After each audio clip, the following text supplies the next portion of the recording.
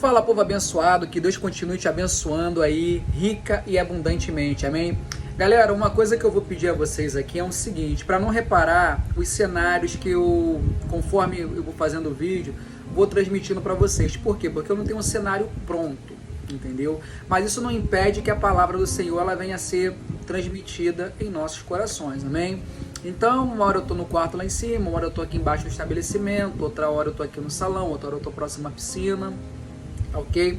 E o tempo também é curto, porque para quem não sabe, eu, no momento, eu sou motorista de aplicativo, mas isso não impede você falar as boas novas de Cristo. Eu, quando eu tenho tempo e a oportunidade, aliás, dentro de tempo e fora de tempo, eu falo sim das boas novas de Jesus para os passageiros, para os amigos, para os vizinhos, para minha família, mais ainda para minha família. Acho que o assunto de 80% ele é voltado para Cristo, é voltado para o Evangelho. E não é chato isso, porque o assunto que é chato é aquele que não tem importância para a gente. E o assunto que mais tem importância para nós aqui em casa é quando nós falamos de Jesus. E ele tem novidade para a gente, tem novidade para você, tem novidade para a nossa vida, amém? Então hoje eu quero aqui compartilhar com vocês a leitura que está em Atos, no capítulo 9. Você que está em casa, repita comigo: meus sonhos não são os sonhos de Deus, mas os sonhos de Deus para a minha vida é melhor do que os meus. Meus amigos, começamos aqui a falar sobre o apóstolo Paulo, aqui na conversão dele. Atos capítulo 9. E Saulo, respirando ainda ameaças e morte contra os discípulos do Senhor, dirigiu-se ao sumo sacerdote e pediu-lhe cartas para Damasco, para as sinagogas, a fim de que se encontrasse algum daqueles que praticava aquela seita, porque ele chamava o Evangelho de Jesus de seita. Ele chamava a crença em Cristo uma seita. Versículo 3. E indo a caminho, aconteceu que, chegando perto de Damasco, subitamente o cercou um resplendor de luz do céu, e caindo em terra, ouviu uma voz que lhe dizia: Saulo, Saulo, por que me persegue? E ele disse: Quem és, Senhor? E disse o Senhor: Eu sou Jesus, a quem tu me persegues. Duro é para ti recalcitrar contra os meus aguilhões. Então Cristo, quando desceu ali, Paulo tinha um sonho. Ele chegou aos sacerdotes, ele chegou a A, B e C, para poder pedir carta, para ter liberação, para perseguir a igreja, para perseguir o evangelho, para perseguir os cristãos. Então o sonho de Paulo ali era acabar com aquela seita, como ele dizia, era acabar com aquela religião, é acabar com aquela organização.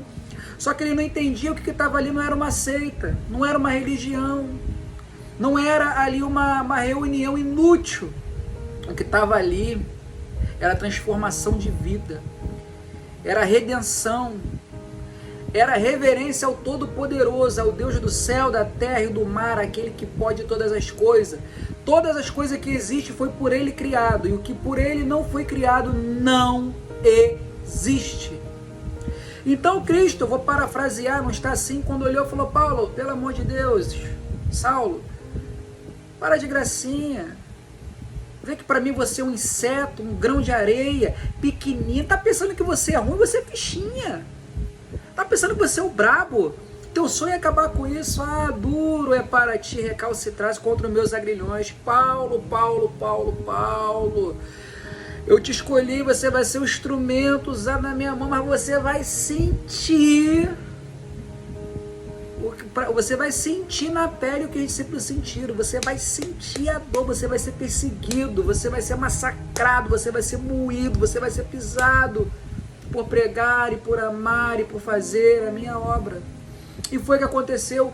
Então ali, Saulo quando caiu, os olhos deles, tipo derreteram, vieram mais escamas, ele ficou cego, poderia dizer, a história todo mundo sabe.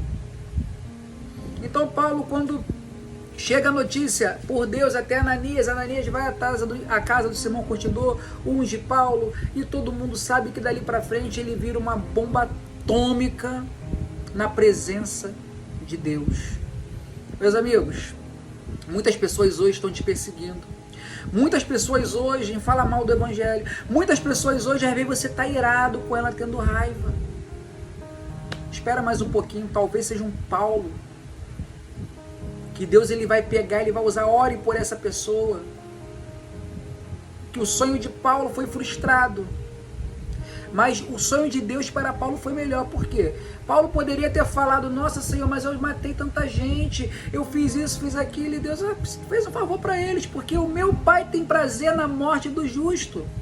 Você acabou com o problema dele, matando. Porque o cristão sabe que o seu problema acaba quando você morre, não tem mais dívida, não tem mais trabalho, não tem mais dor, não tem preocupação, não tem doença, não tem drama, não tem nada de ruim. Não existe mais morte, depressão, preocupação, angústia, tristeza. Paulo, quando você matou um dos meus escolhidos, eu fiquei irado, sim, hoje você vai passar pelo que a gente passou. Mas você fez um favor tão grande para ele, tirar ele dessa lixeira, dessa desgraça. Foi aí que eu passei a me conscientizar que a pessoa que morre por amor a Deus, ela tem, como Paulo disse, viver é viver em Cristo, e morrer é lucro. Quanto mais rápido sair disso, melhor.